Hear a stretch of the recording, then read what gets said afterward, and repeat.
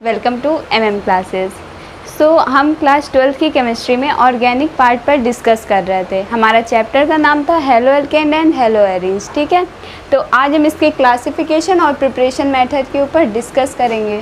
तो सबसे पहले हम क्लासिफिकेशन देख लेते हैं।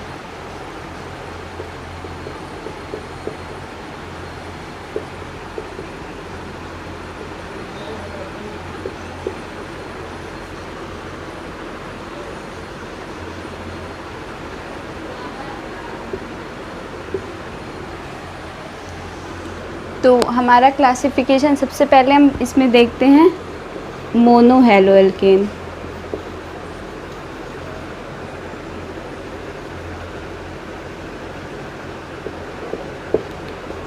अब ये मोनो हेलो एल्केन क्या होता है? मोनो से आप थोड़ा इसको बस याद रखिएगा, इसका मतलब होता है एक, यानी कि जिसमें केवल एक हैलोजन जुड़ा हो। अब इसका हम देख लेते हैं एग्जाम्पल। जैसे आप देखिए RCH और ये X CH2 R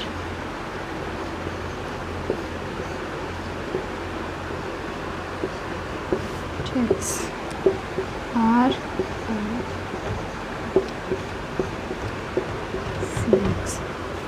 तो ये आपका इसमें कितना हैलोजन जुड़ा है? एक।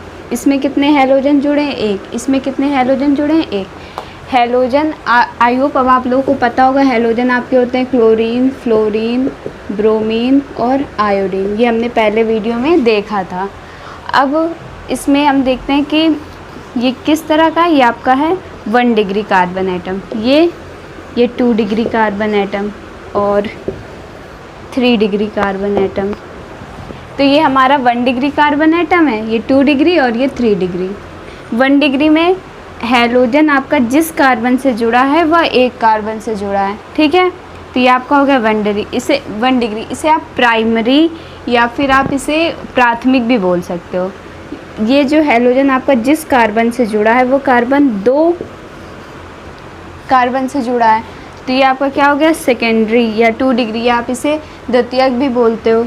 और ये आपका हैलोजन जिस कार्बन से जुड़ा है वह कार्बन 3 कार्बन से जुड़ा है, तो इसे हम क्या बोलते हैं टर्सरी या 3 डिग्री। ठीक है, अच्छा इसे हम लोग एल्किल हैलाइड भी बोलते हैं।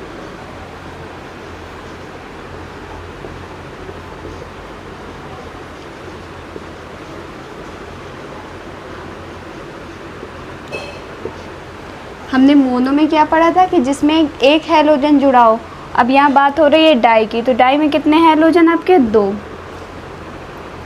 इसके ये 2 टाइप होते हैं, जिमिनल और फर्स्ट टाइप है, और दूसरा टाइप होता है आपका विसिनल।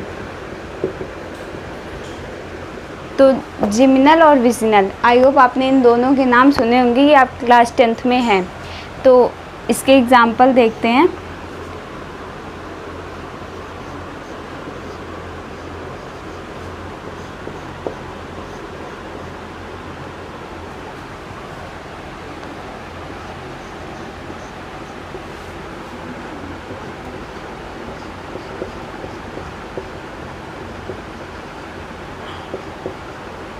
तो इन दोनों में क्या डिफरेंस है? इसमें भी 2 हैलोजन एटम हैं और इसमें भी 2 हैं। इसमें दोनों हैलोजन एटम किसने एक ही कार्बन से जुड़े हैं, और इसमें क्या है अलग अलग कार्बन से जुड़े हैं। तो यही है जिमिनल क्या होता है, जिसमें 2 हैलोजन एटम एक ही कार्बन पर जुड़े हों। और वहीं विसिनल क्या होता है, जहाँ 2 हैलोजन एटम आपके अलग अलग कार्बन से जुड़े हों। ठीक है, तो अब जिमिनल और विसिनल भी समझ में आ गया। अब हम बात करते हैं ट्राई हेलो एल्केन की।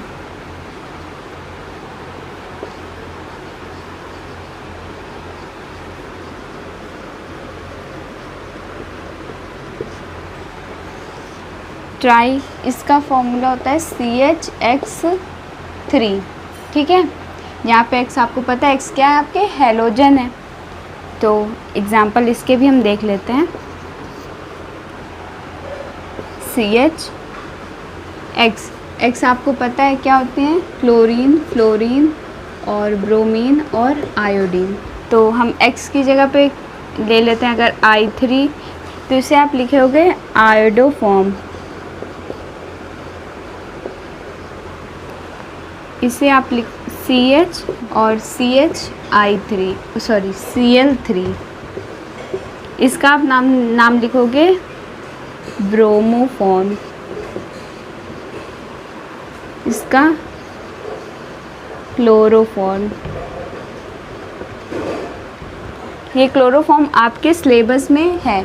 अच्छा, ये क्लोरोफॉर्म का यूज़ पता है, जब आपने कभी ना कभी सुना होगा किडनैपिंग, तो उसमें बोलते हैं स्मेल करा दिया और मतलब उसे बेहोश कर दिया, तो उसमें पहले इसी का यूज़ किया जाता था, पर अब ये बैन हो गया। और दूसरी जगह कहाँ इसे यूज किया जाता था, चिकित्सा के क्षेत्र में। मतलब जैसे किसी मरीज का ऑपरेशन वगैरह करना होता था तो डॉक्टर्स इसी का यूज़ करते थे, पर इसकी कोई समय सीमा नहीं थी कि उस मरीज़ को कितने टाइम बाद होश आएगा। तो ऐसे कई सारे मरीज मतलब पेशेंट से जिनकी डेथ होने लगी थी, इस वजह से इसका क्या हुआ, यूज़ बंद कर दिया गया। तो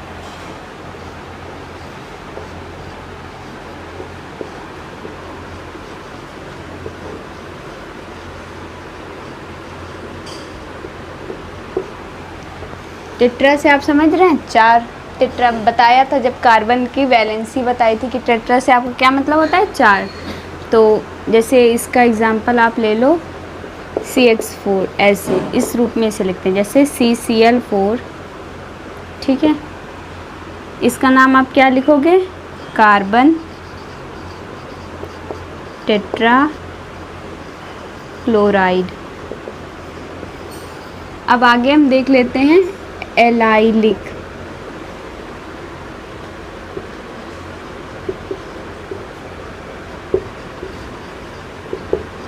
तो पहले हम इसका एग्जांपल देख लेते हैं, फिर इसकी डिफिनेशन पर बात करेंगे, ठीक है। तो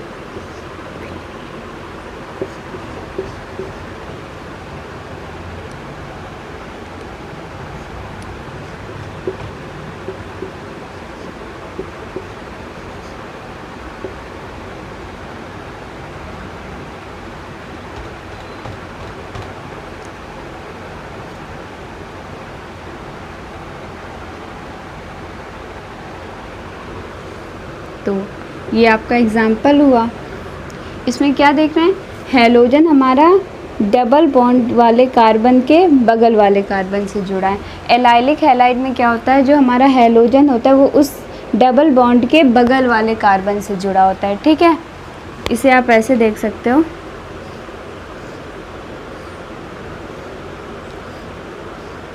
ये आपका डबल बॉन्ड हुआ, ये CH2X।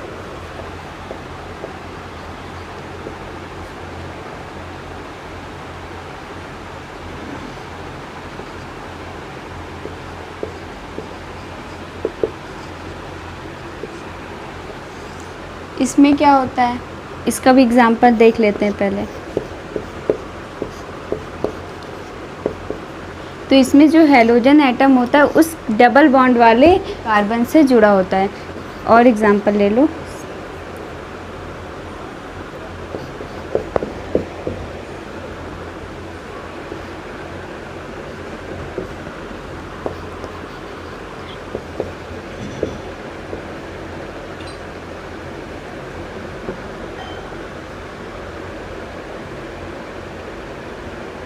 ये तो आपका हैलोजन डबल बॉन्ड वाले कार्बन से जुड़ा है। एलाइलिक में आपका था कि एलाइलिक हैलाइड में आपका था कि जो हैलोजन एटम है वो आपका डबल बॉन्ड के बगल वाले कार्बन से जुड़ा होता था, ठीक है।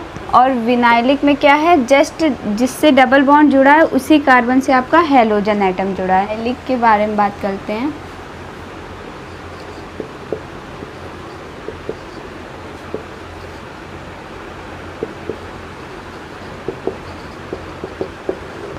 कि हमारा बेंजाइलिक हैलाइड क्या होता है, तो ये बेंजीन रिंग में, ये आपकी बेंजीन रिंग हुई, इससे एक कार्बन जुड़ा होता है। तो बेंजाइलिक हैलाइड क्या होता है आपका, इसमें हैलोजन एटम उस कार्बन से जुड़ा होता है जो बेंजीन रिंग से जुड़ा होता है। एलाइलिक में आपका था कि डबल बॉन्ड के बगल वाले कार्बन से जुड़ा होता है, और विनाइलिक में था आपका डबल बॉन्ड वाले कार्बन एटम से जुड़ा होता है।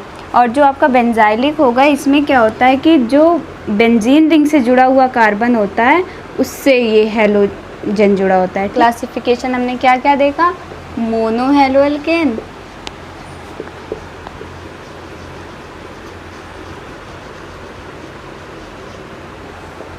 और फिर दूसरा है आपका डाई हैलो एल्केन। फिर हमने क्या देखा था, ट्राई हैलो एल्केन। फिर हमने क्या देखा था, टेट्रा हैलो एल्केन।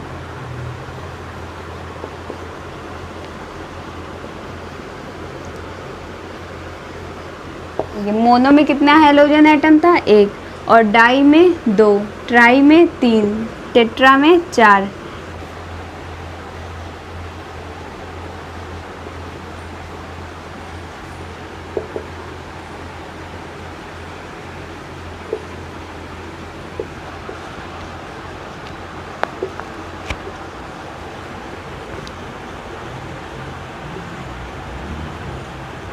जिसे हम लोग हैलोजनीकरण भी कहते हैं।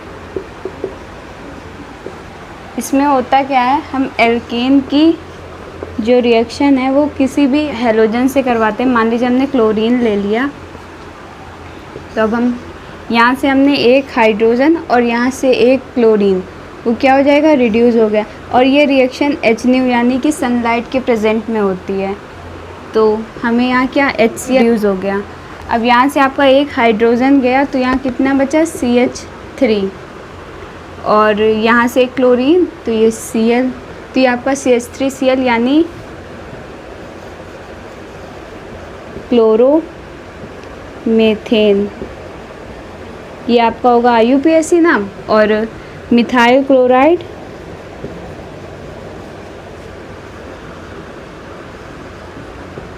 कॉमन नाम, ठीक है। तो लेकिन ये रिएक्शन सही नहीं मानी जाती, मतलब आप इसे लैब में नहीं दिखा सकते। क्यों? क्योंकि ये रिएक्शन यहाँ पे रुकती नहीं है। देखते हैं इसके आगे।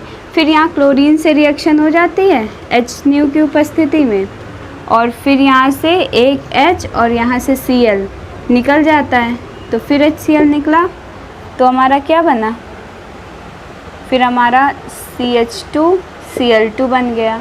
फिर ये रिएक्शन यहाँ नहीं रुकती है,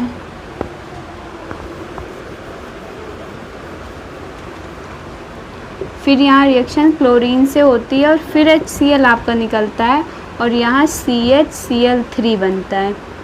ये रिएक्शन अभी भी नहीं रुकती है, तो फिर यहाँ क्लोरीन से रिएक्शन होती है HNu की प्रेजेंट में, तो फिर यहाँ पे बनता है CCl4। अब ये रिएक्शन रुक जाती है, तो ये रिएक्शन आप, इसका क्या नाम होगा, कार्बन टेट्रा क्लोराइड, ठीक है। ये आपकी रिएक्शन नेम हो गया कार्बन टेट्रा क्लोराइड। तो मतलब इसे हम लैब में नहीं बना सकते, हमें सिंपल ये चाहिए था, पर हमारी रिएक्शन आके यहाँ रुकी। ये रिएक्शन नॉट फॉर लैब। लीजिए ये एग्जांपल हमने लिया, CCC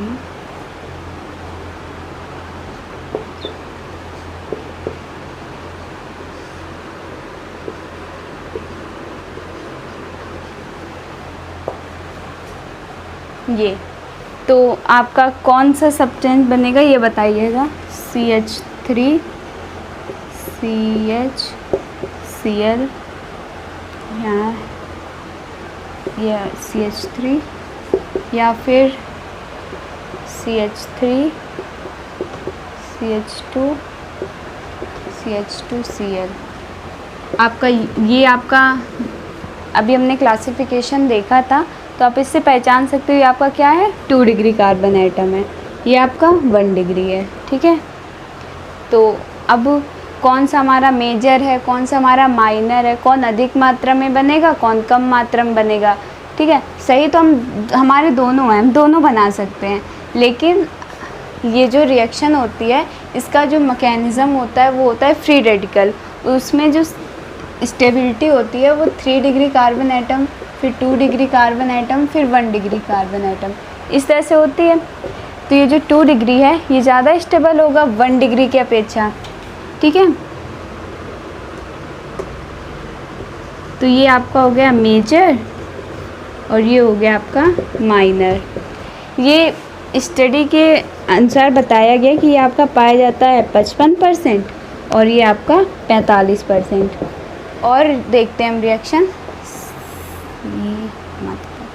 सी सी सी, ये हो गया आपका Cl, नहीं यह हो गया आपका CH3, ये CH3 CH CH3।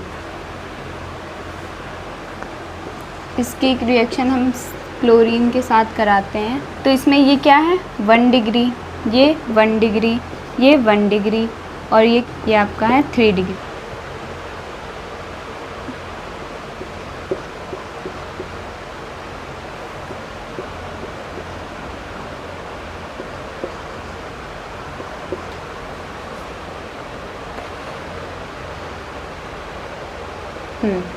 ये आपका CH3 CH CH3 और CH2Cl।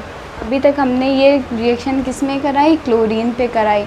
और अब अगर हम ब्रोमीन से इसकी क्रिया कराएं तो रिएक्शन बिल्कुल सेम एज़ क्लोरीन की तरह ही होती है, ज़्यादा उसमें डिफरेंस नहीं होता है।